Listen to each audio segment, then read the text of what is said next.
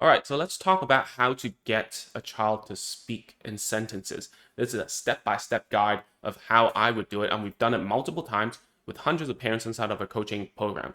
And this is my knowledge distilled if I were to teach you how to do it. So the first thing is vocabs. So we just got an email, actually a few emails from parents asking, oh, should we start with sentences, phrases, or build the vocab first? So some of you guys might already did some research and you'll be thinking, oh no, my child is a Gestalt language processor. So I should start with phrases instead of words and vocabs because my child isn't an analytical learner, or so to speak. So all this in my mind doesn't matter because when we teach vocabs, it's just so that we can have a big base of different chunks of different building blocks that we can use to teach the sentences. All right. So usually what we do is we go through a bunch of vocabs that are verbs, that are subjects, that are objects. All right. And then we make sure that the child already has enough to create sentences. And this is similar when we are learning like a second language. Sorry. So when we learn a second language, you tend to go through all the vocabs. And then because we already have some sort of an understanding of how grammar works, we are able to shove the words into a sentence. So the very first thing is we teach vocabs, but just enough. Because why do we not go to 1,000 vocabs, right? There are studies that say that, oh, you only need 50 words to mix and match words, right? Mix and match into sentences. Or it might take 500. So there's a range in the research, but one of the things that all research highlights is the category of vocabs. So if you don't have enough verbs, you don't have enough subjects, you don't have enough adjectives, it's practically impossible for someone to make sentences. Because if you have a bunch of nouns, let's say someone who does ABCs, numbers, or whatever, what kind of sentences can you even do? So you need new vocabs, and you need to go through that first. The way that we teach these vocabs are very simple. Either we use figurines to act out certain verbs, or we have pictures or videos to teach those words. So this requires your child to be able to sit with you so that you can get them to listen and respond. Okay, that is super important. So that aside, if you don't have that and you think that you can run around and talk to your child until they speak sentences, yes, you can, but it's going to take you much longer than, I don't know, 20 weeks. It's going to take you a very long time of listening to these sentences until he or she gets it. It's just like when you learn a second language. When someone speaks to you in a full sentence, you get turned off and you don't even know what's going on. That's why when you study something new, you have to go through things step by step. And you should do that for your child. And this is what we do as speech therapists too. We break things down so that it's easy to digest, and we prompt, right? And we give help, right? And the next thing after vocabs, what we do is sentence comprehension. This isn't something that a lot of therapists do nowadays anymore, but back in our day, like sentence comprehension, we call it command comprehension, is very big. So there are two types of comprehension of commands that we do, and the first one is what we call pieces of information or contrastive element commands. So I'm going to lean on those more. The reason why is because it's actually teaching the child to attend to different elements inside of a sentence. Okay, I'll give you an example real soon. The other side are the step commands, like the 2-step, 3-step, 4-step commands that you see inside of the therapy goals and notes if you go to speech therapy or ABA or occupational therapy. Now, these steps come after the contrastive commands, the sentences, right? Because there's multiple sentences in one go, and it more so leans on teaching and training a child's memory, cognitive skills, and attention more so. Because a lot of the times, and I've had this myself, because when I took an English test, right, I've been speaking English my whole life, and I was speaking Chinese my whole life. So when I do these kind of tests for foreigners, the tests are so slow that they talk in a way that I cannot remember, because by the time they finish, I already forgot what they said. It's too slow for me. Like, I lost interest. So step commands are always going to be like that. And a lot of times parents and therapists will look into these assessment tools and tasks as a way of treatment. That's a little bit wrong. Okay.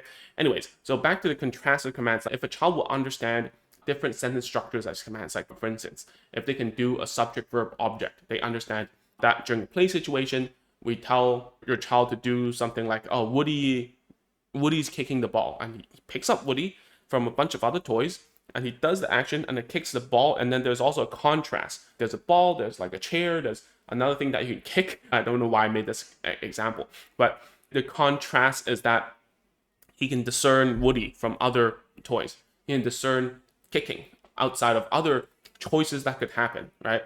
He could discern the ball from other objects that are contrastive. So therefore, your child, if he's able to do that with other contrasts, it means that he understands this subject verb object in terms of understanding. So the pitfall I see in when we teach parents this thing inside of the coaching programs, they don't have a contrast. What happens is that they take there's only one toy, there's only one object, and there's only one way that the toy can actually work. So what happens is that it's up, like the child can guess. So if I didn't speak Spanish and someone said the word eat, right? And then I saw there's only one subject and one object, obviously grab that thing and pretend to eat with that toy. Does it mean I understood the full sentence? Not really, okay? So after your child can comprehend, now remember, most of the time we want to do comprehension before production. That's the cool lingo. It means we want to make sure someone understands before we make them say it.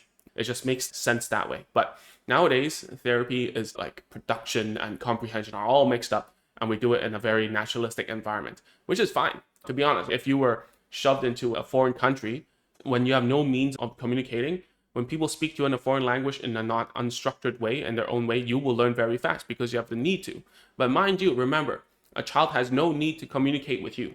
Has no need to communicate with you whatsoever, especially when they get their needs met through single words or hand pulling or saying I want phrases. Okay, so then we move on from comprehension into sentence structured focused stuff.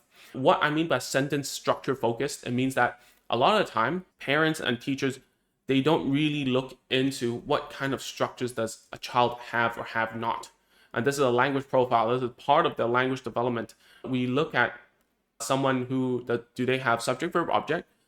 Do they have that? If they don't, okay, so can we go one step down and can we think, oh, do they have a subject plus a verb or a verb plus an object? So once we know that, we know the error patterns is that, oh, maybe when they're doing subject verb object, they lose the subject all the time, or they cannot flexibly split the verb and the object away from each other. Let me give you an example. So when we're teaching washing, wash the verb, children who cannot separate verb and object will always say wash hands. Like when we want to teach the child to say something like mommy wash dishes or mommy wash fork, whatever it is, right? It's always going to mommy wash hands dishes, right? This is where the Gestalt language processing thing comes along. It's, oh, because they learned the chunk wash hands, right? Or tie shoe or go out. These are chunks that it means that children don't understand the structure of a VO, of a verb object. And that's why we need to go in and look at the structures that your child can do or cannot do. Once we know the error pattern, it will be very easy to get to a point where we can teach a full sentence, because we'll go systematically. We go from subject verb to verb object to subject verb object, and then we'll do subject verb object plus something, and then we'll do subject verb object, and we have some specific words and what is that word? Connectives. There you go. Connectives that we want to do, because and whatever you'd like to add into a sentence. So once you have this, once you get children to speak in a full sentence and a very structured mindset, you as the parent will start to realize when children speak, it's like they always use the same structures. And that's why they're not getting it. They're not learning anything. That's why. And then once you can do this in a very structured environment at a table, you're teaching your child to say different sentences with specific tasks. What happens next is that we will need to teach new language functions. So a lot of parents will come up to me and say, oh, my child has phrases already, has sentences already, like the I want sentences, whatever. I feel like nowadays, like in therapy, there are so many people just going into I want, into needs-based language. And that's not what we want, okay? I talked to a parent who joined our coaching program recently, and I was like, look, right now, it doesn't matter how long the sentence can be made.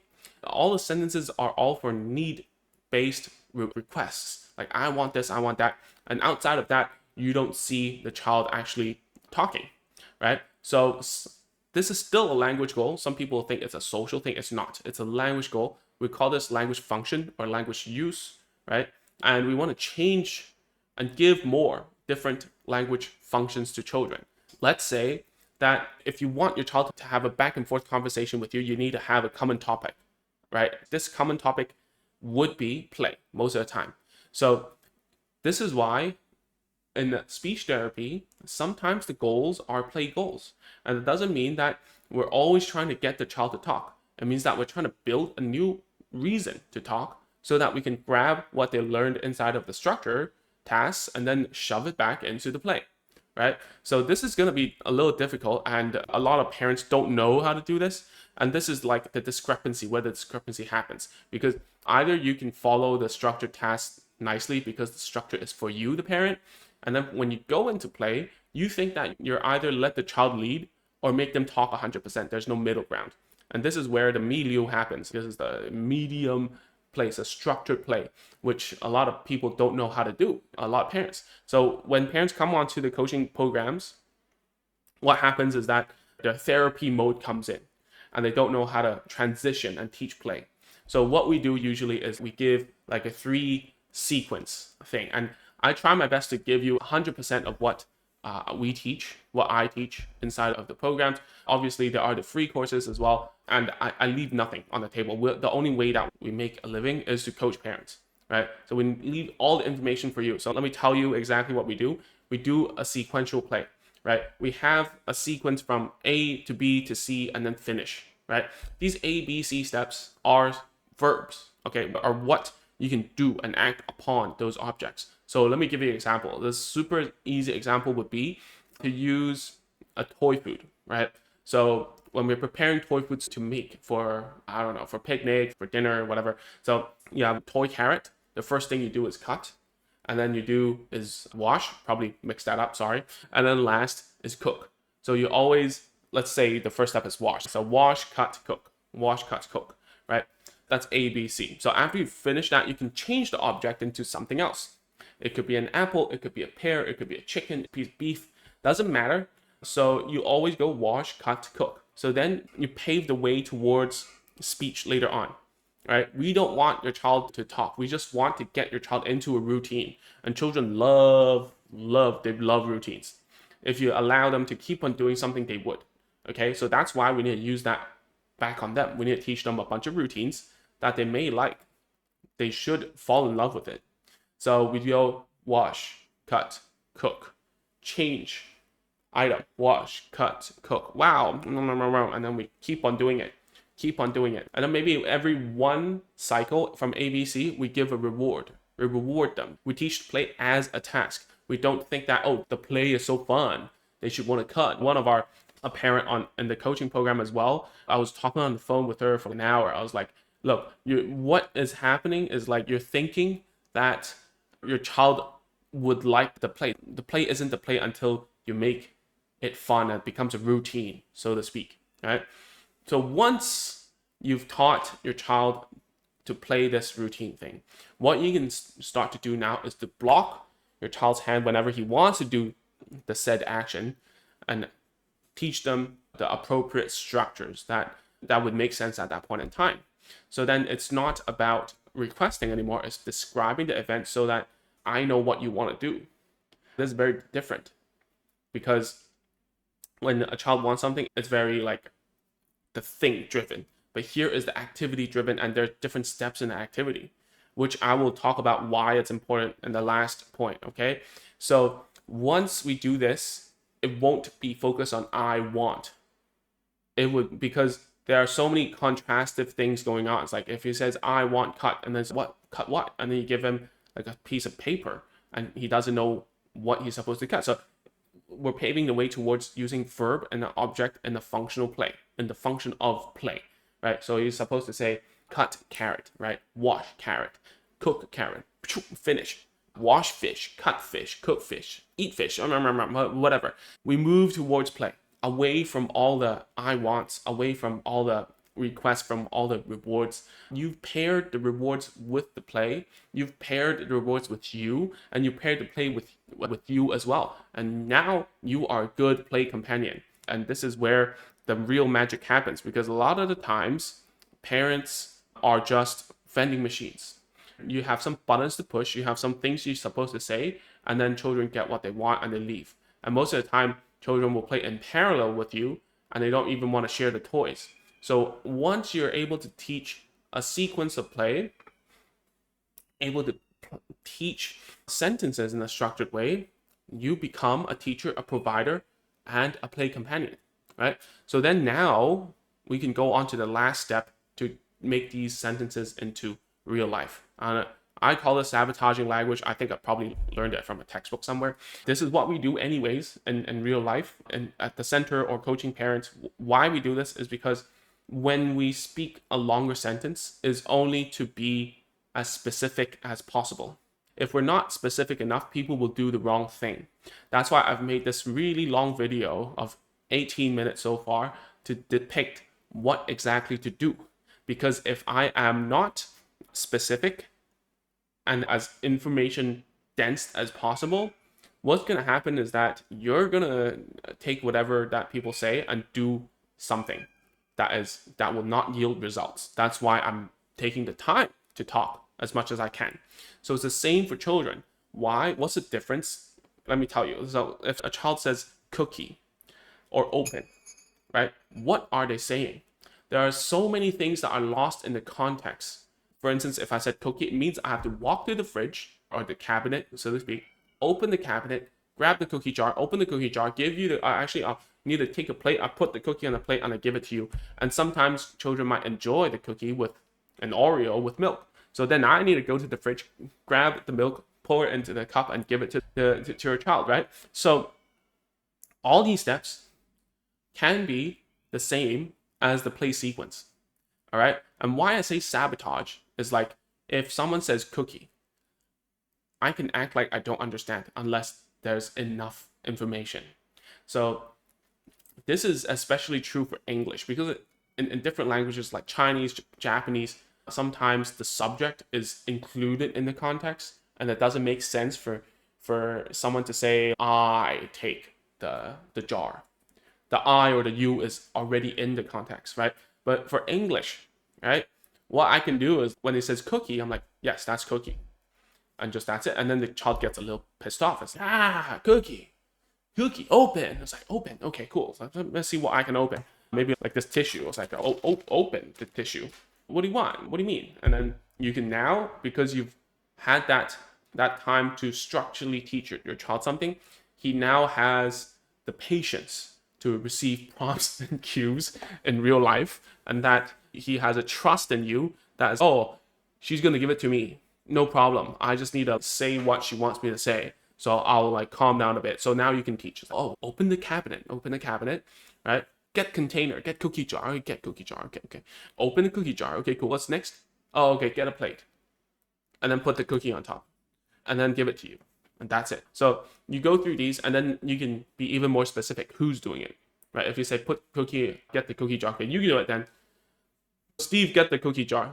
And that's, no, I can't reach it. It's okay, mommy, get the cookie jar. And then if it's too tall, you might need a step ladder. And then now you can use this communication like opportunity to make him say, mommy, get the step ladder, right? Unfold the step ladder, please. Step on the step ladder, grab the cookie jar. Thank you. So then this becomes the whole sentence. And then your child will start thinking, oh, if I say the full sentence, people know exactly what I want quickly, and I don't need to go into a tantrum. Because most of the time, and I spoke to many of the coaching clients and my own students from before, when they get older, I'm like, why did you go in a tantrum when you were young, man? Because, oh, I don't know. I just didn't have another way out. I didn't know better. Now I know when I talk, I get what I want and what I request faster. So now I'm able to do that because the trade-off is less. And because now talking and using language is easier, it doesn't take as much of my brain power. It's not my words, from children who are now teenagers, okay?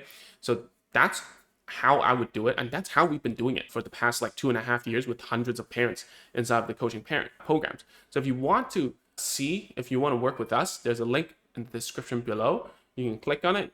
You can watch an explainer video of how the whole coaching program works, similar, a little bit different from this video, because here I'm trying to tell you exactly the contents of the thing.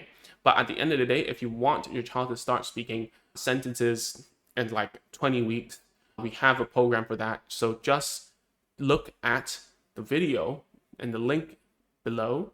Look at it, fill in the application, and then you will be able to speak with either me or a team member to see if it's a good fit or not. Because the last thing we want is that you join and then you don't use it, you feel like it's not the right program, and then it's a bad experience. We hate that. That's all for right now. Let me know if you have any other questions, but please, if you want to work with us, go to the link below. Okay, that's it for now. Have a good one. Thank you for tuning in. All right, see you next week. Bye-bye.